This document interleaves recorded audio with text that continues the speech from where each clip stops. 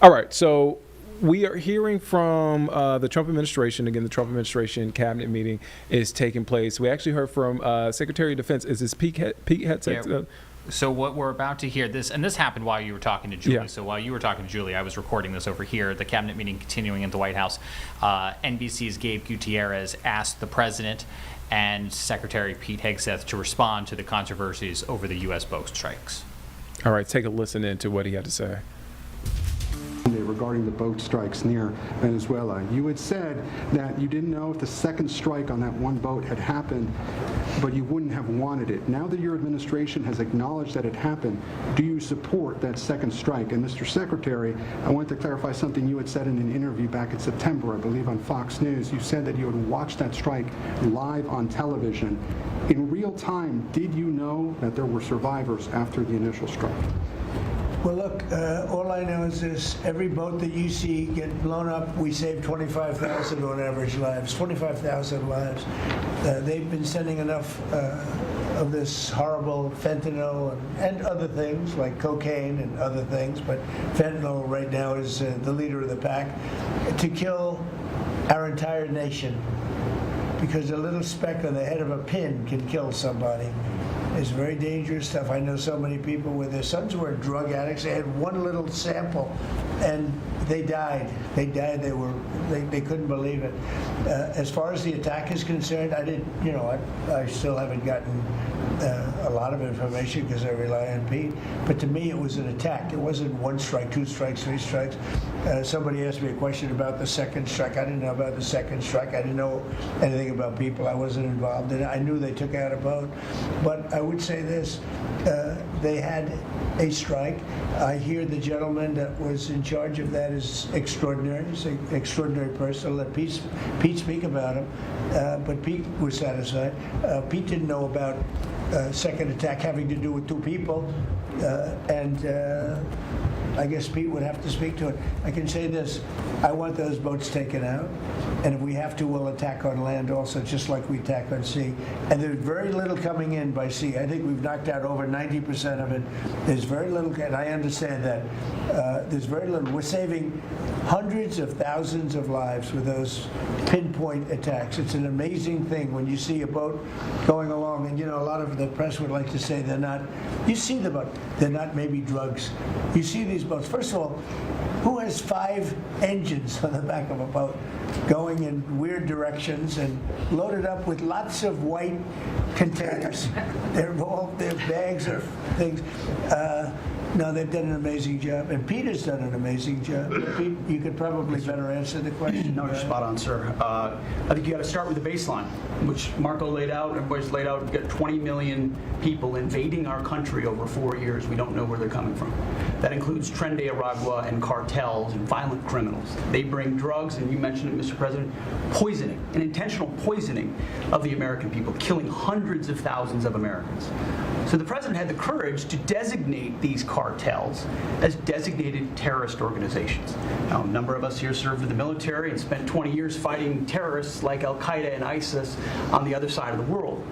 How do you treat Al-Qaeda and ISIS? Do you arrest them and treat them, pat them on the head and say, don't do that again? Or do you end the problem directly by taking a lethal, kinetic approach? And that's the way President Trump has authorized the War Department to look at these cartels. And I wish everybody could be in the room watching our professionals like Mitch Bradley, Admiral Mitch Bradley, and others at JSOC and SOCOM and other commanders. The deliberative process, the detail, the rigorous, the intel, the legal, the evidence-based way that we're able to, with sources and methods that we can't reveal here, that make sure that every one of those drug boats is tied to a designated terrorist organization. We know who's on it, what they're doing, what they're carrying. All these white bales are not Christmas gifts from Santa. This is drugs running on 4-motor fast boats or submarines that we've also struck. No one's fishing on a submarine. And I have empowered them to make that call. Now, the first couple of strikes, as you would, as any leader would want, you want to own that responsibility. So I said, I'm going to be the one to make the call after getting all the information and make sure it's the right strike. That was September 2nd. There's a lot of intelligence that goes into that, building that case and understanding that, a lot of people providing information. I watched that first strike live. As you can imagine, at the Department of War, we got a lot of things to do. So I didn't stick around for the hour and 2 hours, whatever, where all the sensitive site exploitation digitally occurs. So I moved on to my next meeting. A couple of hours later, I learned that that commander had made which he had the complete authority to do, and by the way, Admiral Bradley made the correct decision to ultimately sink the boat and eliminate the threat. He sunk the boat, and eliminated the threat. And it was the right call. We have his back, and the American people are safer because narco-terrorists know you can't bring drugs through the water and eventually on land if necessary to the American people. We will eliminate that threat, and we're proud to do it. So you didn't see any survivors, to be clear, after that first strike? You personally? I did not personally see survivors, but I stand, because the thing was on fire. It was exploded and fire and smoke. You can't see anything. You got digital. This is called the fog of war. This is what you in the press don't understand. You sit in your air-conditioned offices or up on Capitol Hill and you nitpick and you plant fake stories in the Washington Post about kill everybody, phrases on anonymous sources not based in anything, not based in any truth at all. And then you want to throw out really irresponsible terms about American heroes, about the judgment that they made. I wrote a whole book on this topic because of what politicians and the press does to warfighters. President Trump has empowered commanders to do what is necessary, which is dark and difficult things in the dead of night on behalf of the American people. We support them, and we will stop the poisoning of the American people. And Mr. Secretary, on the second strike, you said it happened more than an hour after the first. Did I hear it I couldn't correctly? tell you the exact amount of time. Minutes, or you went off the room, is what you're saying. I already stated my answer quite clearly. So remember this, we lost last year, I think it was more than that, but people don't like saying it because they always said 100,000, 115,000, numbers we've been hearing for years. So we lost last year more than 200,000 people, dead people, ruined families beyond the 200,000. And those 200,000, that family will never be the same. But these people have killed over 200,000 people, actually killed over 200,000 people last year. And those numbers are down. Those numbers are down. They're way down.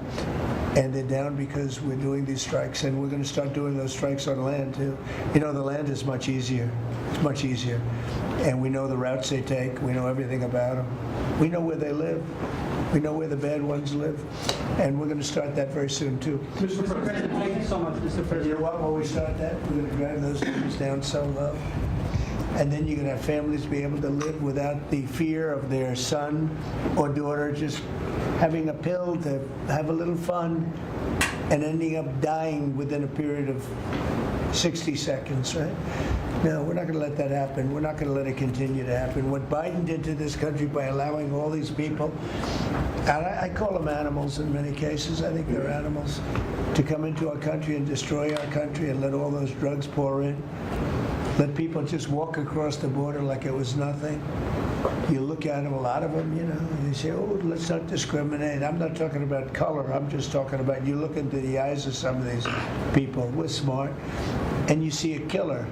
Come on in. Just come on in. 11,888 murderers. Many of them committed more than one murder. He allowed them into our country, totally unvetted, totally unchecked. But he also allowed drugs to come in at record numbers. And hundreds of thousands of people a year died. And we're taking those son of a bitches out. Thank you so much, Mr. President, for taking our questions. I think this is the most... All right, so that was President Trump's reaction. Also, Defense Secretary Pete Hegseth, his response to the boat strikes out there in the Caribbean Sea.